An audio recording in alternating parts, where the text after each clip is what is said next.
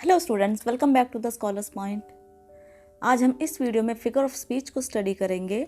Figure of speech class 12th के board exam में 4 marks के लिए पूछे जाते हैं। इस क्वेश्चन के अंतर्गत आपसे फिगर ऑफ स्पीच के किसी एक टाइप की परिभाषा और उसके 2 एग्जाम्पल्स पूछे जाते हैं। तो ये वीडियो आपके बोर्ड एग्ज़ाम के दृष्टिकोण से बहुत ही ज़्यादा इम्पोर्टेंट है। और अगर आप बोर्ड एग्ज़ाम में इंग्लिश के सब्जेक्ट के क्वेश्चन पेपर में 4 मार्क्स ईजिली हासिल करना चाहते हैं तो आपको ये वीडियो अवश्य देखनी चाहिए। तो आइए अब इस फिगर ऑफ स्पीच को शुरू करते हैं। सबसे पहले हम जानते हैं कि फिगर ऑफ स्पीच क्या होती है। अपनी भाषा को और भी ज़्यादा प्रभावशाली बनाने के लिए, जैसे हम हिंदी में अलंकार का प्रयोग करते हैं जिससे हम अपनी भाषा को और ही सुंदर बनाते हैं और ज़्यादा प्रभावशाली बनाते हैं, उसी प्रकार से इंग्लिश लैंग्वेज में हम फिगर ऑफ स्पीच का इस्तेमाल करते हैं। ये हमारी पोयम या प्रोज या टेक्स्ट जो भी पीस हम लिखते हैं उसे और भी ज़्यादा अट्रैक्टिव बनाती है। तो आइए हम सबसे पहले फिगर ऑफ स्पीच की डेफिनेशन देखते हैं कि फिगर ऑफ स्पीच क्या होती है। A figure of speech is a departure. Figure of speech यानी कि अलंकार डिपार्चर है, यानी कि अलगाव है from the ordinary form, ordinary साधारण रूप से, ऑफ एक्सप्रेशन अभिव्यक्ति के, और the ordinary course of ideas या फिर सामान्य विचारों को, इन ऑर्डर टू प्रोड्यूस उत्पन्न करने के लिए अ ग्रेटर इफेक्ट और भी अधिक प्रभाव, यानी कि अपनी भाषा को और भी अधिक प्रभावशाली बनाने के लिए सामान्य तरीके से हटकर जब हम एक विशेष प्रकार से शब्दों का चयन करते हैं तो वहाँ पर फिगर ऑफ स्पीच होता है। क्लास 12th में figure of speech mainly 7 types के पाए जाते हैं जो आपके सिलेबस में है। तो आइए अब हम इन्हें शुरू करते हैं। इसमें नंबर 1 है सिमिली, जिसे उपमा अलंकार भी कहते हैं। नंबर 2 मेटाफर, इसे हिंदी में रूपक अलंकार कहते हैं। नंबर 3 पर्सोनिफिकेशन यानी कि मानवीयकरण। नंबर 4 एपोस्ट्रोफी यानी कि संबोधन अलंकार। नंबर 5 हाइपरबोले यानी कि अतिशयोक्ति अलंकार। और नंबर 6 ऑक्सीमोरॉन यानी कि विरोधाभास।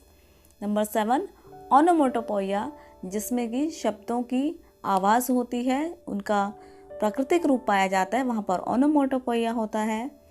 तो आइए अब हम सबसे पहले शुरू करते हैं। नंबर 1 सिमिली यानी कि उपमा अलंकार।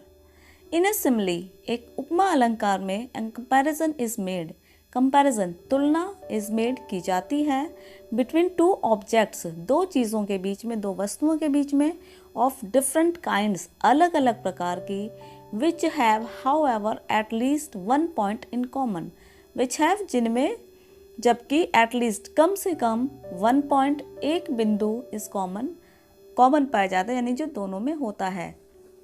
कहने का अर्थ है कि इस प्रकार के अलंकार में 2 शब्दों का इस तरह से तुलना की जाती है कि उनके अंदर एक विशेषता जो होती है वो कॉमन होती है, जो दोनों के अंदर पाई जाती है।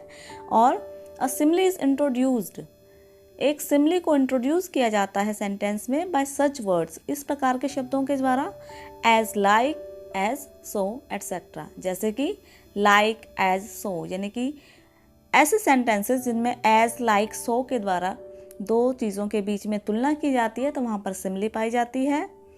कि एक सिमिली में एक तुलना की जाती है 2 चीज़ों के बीच में जिसमें कम से कम एक गुण होता है जो दोनों में पाया जाता है, और तुलना करने के लिए तरह के लिए लाइक, एज, सो जैसे शब्दों का प्रयोग किया जाता है। उदाहरण देखिए, she is lovely like a rose, she is lovely, वह सुंदर है, लाइक अ रोज़, गुलाब की तरह। और यहाँ पर वह एक लड़की है और उसकी तुलना की गई है गुलाब से। तो लड़की जो कि एक इंसान है और गुलाब एक फूल है, ये दोनों अलग अलग तरह की चीज़ें हैं और इनके बीच में जो कॉमन है वो है लवली यानी कि सुंदर। लड़की भी सुंदर है और गुलाब भी सुंदर है, और सुंदरता वो बिंदु है जिसको लेकर इन दोनों के बीच में तुलना की गई है। और तुलना के लिए लाइक यानी कि तरह शब्द का इस्तेमाल किया गया है कि वह गुलाब की तरह सुंदर है, अर्थात उस लड़की की तुलना गुलाब से की गई है और जो गुण है जो दोनों में पाया गया है वो है सुंदरता, तो इसलिए यहाँ पर सिमिली है। Second sentence, I wandered lonely as a cloud, I wandered मैं घूमा, लोनली अकेला, एज अ क्लाउड एक बादल की तरह, मैं एक बादल की तरह अकेला घूमा। इसमें मैं जो कि एक इंसान है और बादल जो कि एक प्राकृतिक वस्तु है, अब बादल, क्योंकि वो आसमान में अकेला घूमता है और एक इंसान जो कि अकेला पृथ्वी पर घूम रहा है, तो इसमें एक इंसान की तुलना एक अकेले घूमते हुए बादल से की गई है और तुलना करने वाला शब्द यानी कि एज का प्रयोग किया गया है, इसलिए यहाँ पर सिमिली है। तो बोर्ड एग्जाम में जब भी कोई सेंटेंस ऐसा आता है, चाहे उसका आपको मीनिंग ना भी पता हो, अगर उसमें एज, लाइक, सो जैसे सेंटेंसेस का प्रयोग किया गया है तो वहाँ आपको पूर्ण विश्वास के साथ लिख देना है कि उसमें सिमिली है। नंबर 2, मेटाफर यानी कि रूपक अलंकार। इन मेटाफर, रूपक में टू थिंग्स आर कंपेयर्ड, दो चीज़ों की तुलना की जाती है, but the words of comparison are not used, लेकिन तुलना करने वाले शब्दों का प्रयोग नहीं किया जाता है। जैसे कि तुलसी में एज, सिमिली में एज, लाइक, सो का इस्तेमाल किया जाता है, लेकिन मेटाफर में उनका इस्तेमाल नहीं किया जाता है। या फिर metaphor is an implied simile, metaphor एक लागू की गई सिमिली है, यानी कि ऐसी सिमिली जिसको सीधा आरोपित कर दिया जाता है, उसकी तुलना नहीं की जाती, बल्कि सीधा एक वस्तु को दूसरी वस्तु ही बोल दिया जाता है, वहाँ पर मेटाफर होता है। आइए अब एग्जाम्पल्स देखते हैं, इससे आपको ज़्यादा अच्छे से क्लियर होगा। जैसे life is a dream, life जीवन, इज़ अ ड्रीम एक सपना है, जीवन एक सपना है। इसमें जीवन की तुलना सपने से की गई है, लेकिन तुलना करने के लिए जैसे, या जैसे कि जीवन एक सपने के तरह है या जीवन एक सपने के जैसा है, तो जैसा या तरह शब्द का इस्तेमाल नहीं किया गया है, सीधा इसमें जीवन को सपना बोल दिया गया है, तो इसलिए यहाँ पर मेटाफर है। 2, the camel is the ship of the desert, camel ऊँट, इज़ द शीप जहाज है, ऑफ द डेजर्ट रेगिस्तान का, ऊँट रेगिस्तान का जहाज है। अब क्योंकि ऊँट एक जानवर है और जहाज एक वस्तु होती है, तो एक जानवर रेगिस्तान की एक वस्तु नहीं हो सकता, लेकिन ऊँट में ऐसे गुण पाए जाते हैं जो कि एक जहाज में पाए जाते हैं, यानी कि वो आसानी से चल सकता है रेगिस्तान में, इसलिए ऊँट की तुलना जहाज से की गई है, लेकिन तरह जैसे शब्द का इस्तेमाल नहीं किया गया है, सीधा ऊँट को रेगिस्तान का जहाज बोल दिया गया है, इसलिए यहाँ पर मेटाफर है। 3rd sentence, the news was a dagger to his heart, the news समाचार, वॉज अ डैगर एक खंजर था, टू हिज हार्ट उसके हृदय के लिए, समाचार उसके हृदय के लिए एक खंजर था, यानी कि कोई एक दुख भरा समाचार था जिसे सुनने से व्यक्ति को आघात लग सकता है, तो वह उसके हृदय के लिए खंजर के जैसा था। ऐसा ना कह के अपने सेंटेंस को ज़्यादा प्रभावशाली बनाने के लिए यहाँ पर समाचार को सीधा खंजर का रूप दे दिया गया है, जिसे सुनते ही कोई व्यक्ति आहत हो गया, तो इसे कहा गया है the news was a dagger to his heart, कि वह समाचार उसके लिए, उसके हृदय के लिए एक खंजर था। नंबर 3, पर्सोनिफिकेशन यानी कि मानवीयकरण। मानवीयकरण, जैसा कि इसके नाम से स्पष्ट है, किसी वस्तु का मानवीकरण कर दिया जाता है। कि personification is a figure of speech, इनकी पर्सोनिफिकेशन यानी कि मानवीकरण एक अलंकार है, that attributes human characteristics, attributes जो जोड़ देता है ह्यूमन मानवीय कैरेक्टरिस्टिक्स विशेषताओं को, टू समथिंग किसी वस्तु में, दैट इज़ नॉट ह्यूमन जो कि इंसान नहीं है। कि मानवीकरण एक ऐसा अलंकार है जो कि ऐसे व्यक्ति में मानवीकरण इंसानों के गुण जोड़ देता है जो कि इंसान नहीं है। उदाहरण देखिए, आई heard the wind whistling, I heard मैंने सुना, द विंड हवा को, विसलिंग सीटी बजाते हुए, मैंने हवा को सीटी बजाते हुए सुना। अब क्योंकि हवा एक प्राकृतिक घटना है, वो कोई इंसान नहीं है जो सीटी बजा सकती है, लेकिन हवा के चलने से आवाज़ें होती है जिससे सीटी बजने जैसा लग सकता है, तो यहाँ पर हवा की तुलना इंसान से की गई है और हवा को इंसान का रूप दे दिया गया है कि हवा चलने से जो आवाज़ उत्पन्न हो रही है वो सीटी के बजाने जैसी है, तो यहाँ पर मानवीकरण अलंकार है। The water danced across my window, water पानी, डांस्ड नाचा, अक्रॉस माई विंडो बारिश मेरी खिड़की के पार, यानी कि यहाँ पर बारिश के पानी की तुलना जो है वो एक नाचते हुए इंसान से की गई, क्योंकि बारिश का पानी भी एक प्राकृतिक घटना है, वो कोई इंसान नहीं है जो नाच रहा हो, लेकिन बारिश जब होती है तो पानी के गिरने को और भी ज़्यादा प्रभावशाली तरीके से कहने के लिए उसकी तुलना नाचते हुए इंसान से की गई है। My dog is telling me to start dinner, my dog मेरा कुत्ता, इज़ टेलिंग मी मुझे कह रहा है, टू स्टार्ट डिनर भोजन शुरू करने के लिए। अब क्योंकि कुत्ता है वो कोई इंसान नहीं है जो कहेगा, लेकिन वो अपने हाव भाव से ऐसा व्यक्त कर सकता है कि उसे उसके मालिक को भोजन कर लेना चाहिए, तो यहाँ पर भी कुत्ते का मानवीकरण किया गया है जिससे वह उसे भोजन करने के लिए प्रेरित कर रहा है। The moon is smiling at me, the moon चंद्रमा इज स्माइलिंग मुस्कुरा रहा है, एट मी मेरे ऊपर, चंद्रमा मुझ पर मुस्कुरा रहा है। अब क्योंकि चंद्रमा जो है ये एक प्राकृतिक वस्तु है जो इंसान तो नहीं है कि मुस्कुराएगी, लेकिन चंद्रमा को और भी ज़्यादा प्रभावशाली बनाने के लिए, प्रभावशाली रूप में अपनी बात को व्यक्त करने के लिए चंद्रमा की तुलना इंसान से की गई है। चंद्रमा में मानवीकरण कर दिया गया है, उसको मानव जैसा गुण मुस्कुराने का जो है वो उसे दिया गया है कि चंद्रमा मुझे देखकर या मुझ पर मुस्कुरा रहा है। नेक्स्ट नंबर 4 एपोस्ट्रॉफी यानी कि संबोधन, संबोधन जिसमें हम किसी को पुकारते हैं या बुलाते हैं। एन एपोस्ट्रॉफी एक संबोधन इज अ डायरेक्ट एड्रेस, एक सीधा संबोधन है टू द डेड किसी मृत व्यक्ति को, टू द एब्सेंट किसी अनुपस्थित व्यक्ति को, और टू ए पर्सोनिफाइड ऑब्जेक्ट और आइडिया या फिर किसी मानवीयकृत वस्तु या विचार को। किसी मानवीयकृत वस्तु या विचार या फिर किसी अनुपस्थित व्यक्ति या फिर किसी मृत व्यक्ति को जो सीधा संबोधन दिया जाता है वह एपोस्ट्रॉफी कहलाता है। उदाहरण देखिए, फ्रैलिटी दाय नेम इज वुमेन, बेवफाई दाय नेम तुम्हारा नाम इज वुमेन औरत है।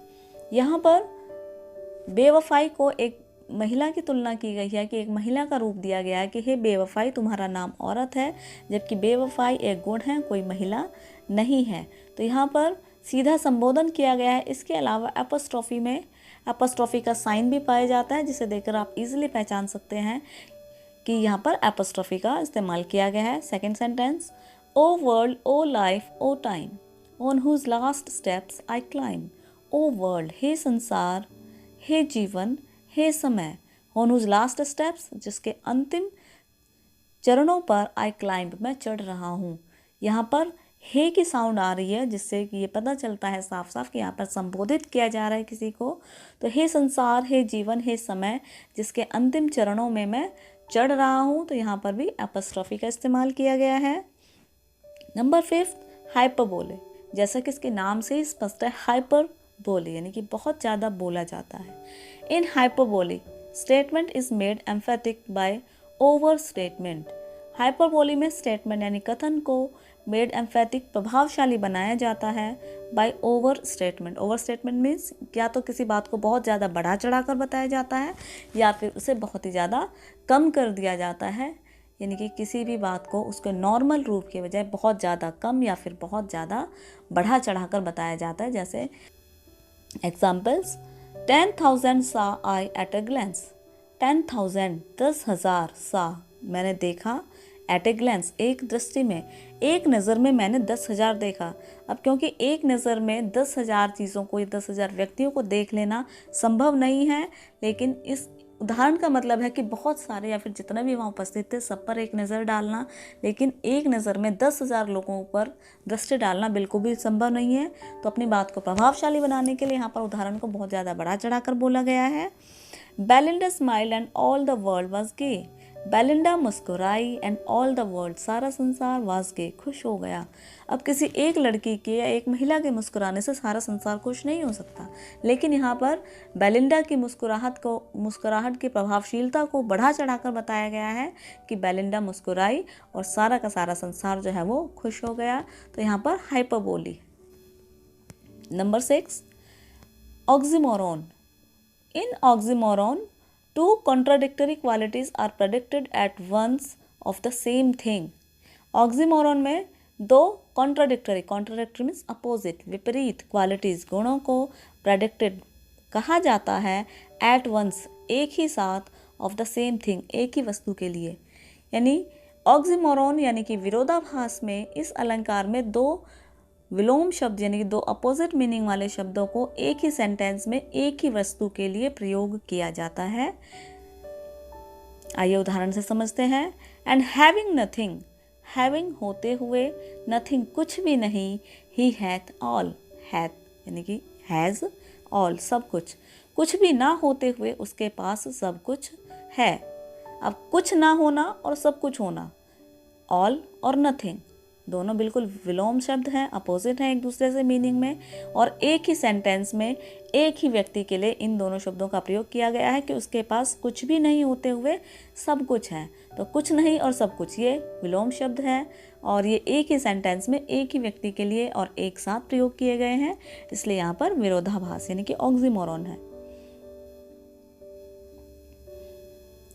Next, he is an innocent criminal. He is, वह है, इनोसेंट क्रिमिनल, इनोसेंट मासूम, क्रिमिनल यानी कि जो क्राइम करता है, तो वह एक मासूम दोषी है। अब अगर वो मासूम है तो फिर क्रिमिनल नहीं हो सकता, अगर वो क्रिमिनल है तो फिर वो इनोसेंट नहीं हो सकता। तो ये दोनों वर्ड्स एक दूसरे के बिल्कुल अपोजिट हैं और ये सेम पर्सन के लिए यानी कि ही, एक ही व्यक्ति के लिए इस्तेमाल किए गए हैं, इसलिए यहाँ पर भी ऑक्सीमोरॉन है। Next, the boy is regularly irregular. ये लड़का रेगुलरली इरेगुलर है यानी कि वह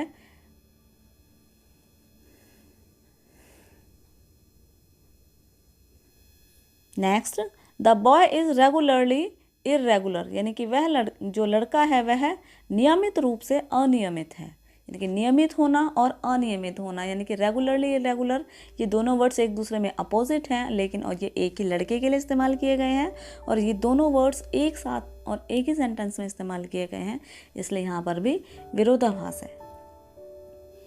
लास्ट, नंबर 7, ओनोमाटोपोइया। ओनोमाटोपोइया यह एक ऐसा फिगर ऑफ स्पीच है जिसमें किसी साउंड की बात की जाती है, किसी ध्वनि की बात की जाती है। In this figure of speech, इस अलंकार में नेचुरल साउंड, प्राकृतिक ध्वनि ऑफ अ थिंग, किसी वस्तु की, इज इमिटेटेड यानी कि उसका अनुकरण किया जाता है, किसी वस्तु की प्राकृतिक ध्वनि की बात की जाती है। एग्जाम्पल्स देखिए, आई हियर द वाटर, मैंने पानी को सुना। Lapping on the crag, lapping means कलकल की ध्वनि, जो पानी के गिरने की आवाज़ होती है उसे लैपिंग कहते हैं। ऑन द क्रैग, चट्टान पर, मैंने पानी के चट्टान पर गिरने की कलकल की आवाज़ को सुना। The snake, snakes hiss, snake सांप, हिस मीन्स होता है उसका फुफकार मारना, जैसे सांप जो फुफकार मारते हैं तो उसे हिस कहा जाता है। The snake his and the bees बज, मधुमक्खियाँ बज मीन्स भिन भिन आती हैं, तो सांप का फुफकारना ये उसकी साउंड है और मधुमक्खियों का भिन भिनाना ये मधुमक्खियों की साउंड है, तो इसलिए यहाँ पर ओनोमाटोपोइया है। तो आई होप स्टूडेंट्स आपको ये फिगर ऑफ स्पीच समझ आई होंगी और ये फिगर ऑफ स्पीच आपके यूपी बोर्ड के क्लास 12 के इंग्लिश सब्जेक्ट के पेपर में 4 मार्क्स के लिए पूछे जाते हैं। इसमें आपको 2 मार्क्स के लिए परिभाषा लिखनी होती है, 2 मार्क्स के लिए 2 एग्जाम्पल्स लिखने होते हैं। तो हमने प्रयास किया है कि आपको ईजी से ईजी एग्जाम्पल दिए जाएँ जो आप ईजिली याद रख सकें और प्रत्येक वर्ड को एक्सप्लेन करने का पूरा प्रयास किया गया है। हमें उम्मीद है कि आपको ये परिभाषा और इसके एग्जाम्पल समझ आए होंगे। आपको अगर ये वीडियो अच्छी लगी, अगर आपको ये फिगर ऑफ स्पीच समझ आते हैं तो प्लीज़ इस वीडियो को लाइक करें, स्कॉलर्स पॉइंट को सब्सक्राइब करें और इस वीडियो को शेयर करना ना भूलें। Thanks for watching.